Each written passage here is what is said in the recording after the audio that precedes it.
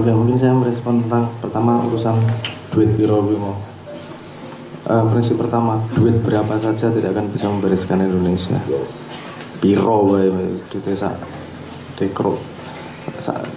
Total utang dunia itu nek salah 700 triliun US dollar apa piro 700 triliunan total utangnya. Kowe kan yo ndagel utang karo sapa? Wong aku utang karo kowe utang karo kae, kowe utang karo kae gitu totale sak ono gitu. Jadi mau duit gini, nek kalau duit menjawab bisa membuat society, Kanjeng Nabi dulu ketika ditawari gunung emas pasti mau. Kanjeng Nabi ditawari gunung emas nggak mau. Duit bukanlah jalan untuk membereskan, tapi dia sarana, salah satu sarana untuk ikut membereskan. Jadi bensinnya sepiro akeh, nek mesinnya bobrok, tetep ora bakal mlaku. Nek duit nganggo dandani dhisik mesine, lagi diisi bensin, njuk di starter, engko kayak sing bocor-bocor dandani meneh, sing ra beres, kengko nek wis mlaku ketok ndi sing ra beres, tambah jalan ketahuan mana yang nggak beres, sedikit demi sedikit diberesin. Nek duit blek Indonesia utangin bayar kabeh apa beres? Ora juga. Jangan lupa Anda lihat, coba sejarah, lihat Malaysia dan lihat Arab Saudi, dimana ketika lulus SMA kayak subsidi det, lulus kuliah kayak det, ku negara kayak det akhirnya karuan gue wong-wongane. Lihat output hasilnya seperti apa. Bahkan Mahathir sendiri menyesal dengan keputusan itu. Golek kalimatnya, ono kalimatnya. Memberi duit bukan berarti sesuatu yang selalu baik kalau dia tidak membangun mesin dalam manusianya. Yang penting mesinnya bergerak kok, bukan sebenarnya dite sepiro kok. Tapi nek rano dit yo ora ono bensin, seapi-apike sebenarnya mesin nek rano bensinnya yo ora mlaku. Jadi tetap sinambung butuh. Tapi jawabannya bukan hanya pada jumlah duit berapa, tapi piye penggunaan duit tersebut. Nah, saya ngertiku ya, ini sangat bisa salah. Lu indeks pertumbuhan dianggap negaranya maju, tambah maju atau tidak itu dari utangnya juga ya.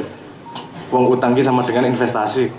Nah, dia diinvestasi banyak oleh orang luar, berarti kan dianggap negara yang kondusif, negara yang pertumbuhannya dianggap bagus, sehingga dileboni investasi. Jadi ini apa investasi? Jadi ini utang. Jadi nah, kalau dari sudut pandang itu Indonesia orang parah-parah amat juga, lebih parah Jepang. Nah dari hitung-hitungan itu loh. Tapi butuh pembahasan dari dunia ekonomi yang rodok jeru untuk itu. Jadi utang dan segala macam itu beres-beres dewe kalau mesinnya memang sudah berjalan dengan baik. Dan kalau saya sendiri pribadi urusan negara, kerajaan itu kan saya melihatnya hipotesis. Itu kan perkembangan peradaban manusia mencoba mencari bentuknya, mencari bentuk bagaimana untuk menata komunitasnya.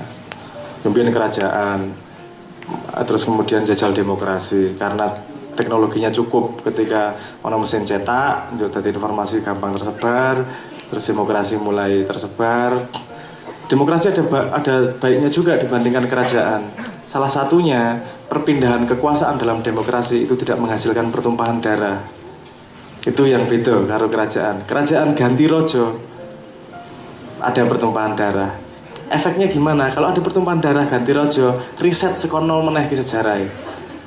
Nol meneh. Memang demokrasi adalah jenis pemerintahan yang tidak efektif. Opo-opo rembug. Keputusan nek rojo kan kari 10 menit diputuske beres. Nah, demokrasi rembuk, suwe 10 tahun lagi rampung, masalahnya wis liwat.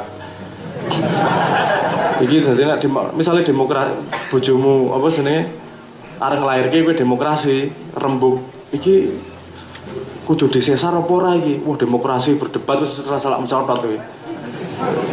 Selamat digetak satpam metu, kaget tuh metu satpam. Nah, memang ada kelebihan dan kekurangannya.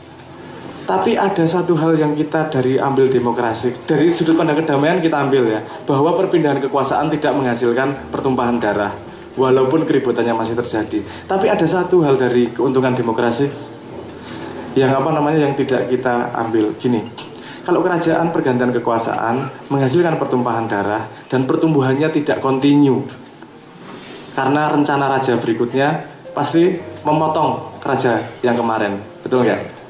Wes ganti program sama sekali, mulai sekolah nol. Demokrasi seharusnya, ya ngono. Ingin punya rencana besar, rencana 10 tahun seperti apa, rencana 15 tahun seperti apa, itu bergantian kekuasaan, rencana yang baik diteruskan, kudune ngono. Orang malah ngeklaim prestasi. Nah itu menurut saya salah satu demokrasi yang belum baik di Indonesia adalah kontinuasi tersebut. Karena ganti kurikulum wis ping pira wae. Contohnya, belum tentang planning-planning yang lain. Ini saya kasih contoh yang saya dengar ya, ceritanya begini. Misalnya kita nggak bisa swasembada pangan, gitu. Angel banget yang jenis swasembada pangan. Di Cina sekarang sudah swasembada pangan. Kita produksi beras misalnya itu sehektar sekitar 4, 5, 6 ton lah ya. Di Cina sekarang sudah 15 ton. Satu hektar itu. Bagaimana? Mereka punya rencana panjang. Mereka 10 sampai 15 tahun itu merencanakan itu. Bagaimana caranya Bulognya bayari harga mahal, harganya harga ekspor ke negara C. Jadi kan nek menghasilkan produk ekspor negara A gitu, sing larang-larang Eropa, Amerika dan seterusnya, ke negara B, negara C itu ke Indonesia dan seterusnya. Jadi petani hasilnya berapa sama mereka dibeli sama Bulog dengan harga ekspor negara C. Setelah itu dilempar ke masyarakat dengan harga rendah. Jadi tombok gitu. Memang rugi awalnya. Tapi efeknya petani jadi punya duit yang lebih. Karena dia tidak bisa mengembangkan lahan, dia bisanya intensifikasi. Dia mengambil sarjana pertanian dibayar mahal karena dia punya duit. Tapi piye carane pokoknya lemah aku hektar produksinya meningkat. Tahun berikutnya naik 6, naik lagi 7, naik lagi 8. Butuh 10 sampai 15 tahun sampai sekarang ini sekitar 13-14an ton. Itu luar biasa banyak sudah swasembada. Nah itu program 15 tahun, nah Indonesia tidak mungkin terjadi. Ngopo? Maksimal presiden neng 10 tahun, nek rong periode. Nek aku di program 15 tahun, aku sing di prestasi presiden berikutnya. Jadi kita tidak punya planning rencana jangka panjang, setahu saya. Karena ada resiko tersebut. Nek aku planning rencana 15 tahun lagi gini, 20 tahun lagi begini. Iya nek presidenin terus berikutnya terus ke. Nek ora. Nek terus ki engko diklaim dadi dadi prestasinya dia. Aku iso ngeki contoh misalnya sekarang prestasi apa-apa mana yang klaim mana yang benar, nah aku iso nyebut kene ya ora penak lah, kuwi urusan politik aku gak melu-melu lah. Tapi itu yang salah satu budaya yang masih kita cuaca yang sangat tidak baik itu tadi. Sehingga negara tidak punya planning panjang ki yo arep piye. Negara kok planning 5 tahunan. Seorang presiden sepemahaman saya dia harus punya planning paling enggak 25 tahun dia mau ngapain. Negara iki aku mbangun iki saiki 20 tahun ning ndi arep dadi apa. Jepang mau program Piala Dunia 20 tahun loh programnya. 20 tahun kas aku juara dunia. 20 tahun programnya. Kita 5 tahun ganti menteri.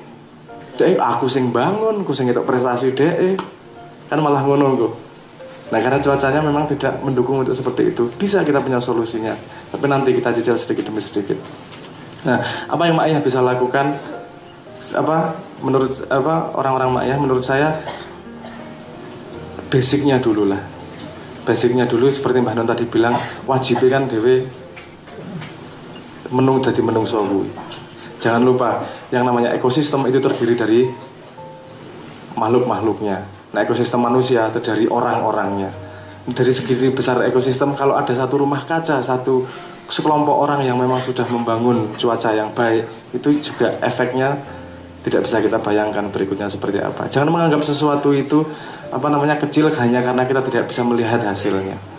Iso wae kowe nandur jati sing panen anakmu iso. Jangan menganggap tidak berprestasi karena ketika kita tidak menanam yurano sing panen kuwi.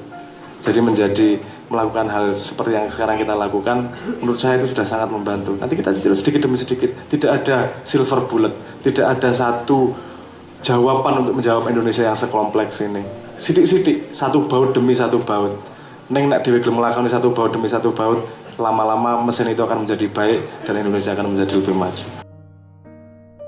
Kalau bicara tentang memaafkan, Dari kecil aku sudah sering mendengarnya. Akan tetapi aku baru bisa benar-benar mengerti hal itu sekarang. Karena ternyata memaafkan tidak semudah berkata ya, aku memaafkanmu. Akan tetapi lebih besar daripada itu. Jika dibahas tentang kesulitannya, yang paling sulit adalah menerima ketidaksempurnaan diri, memaafkan kekurangan dan kesalahan diri sendiri. Akan tetapi, Tuhan memang sudah mempersiapkan segalanya. Tuhan memberikanku kemampuan memaafkan di usiaku yang ke-20 ini. Dimulai dengan memaafkan segala apa yang ada di hidupku. Akan aku temukan lagi jati diri yang sempat terkikis oleh berbagai ekspektasi ini.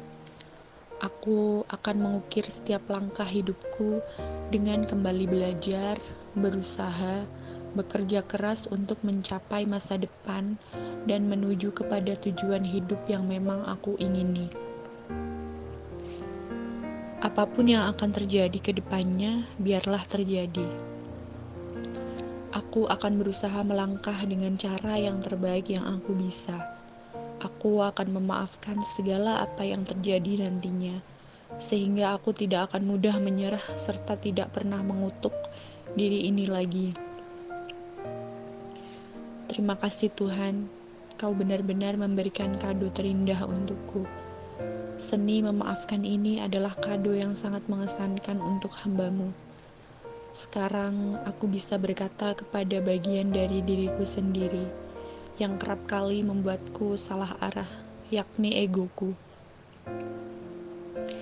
Ya, aku bisa mengatakan kepadanya bahwa maaf ego, kamu kalah kali ini.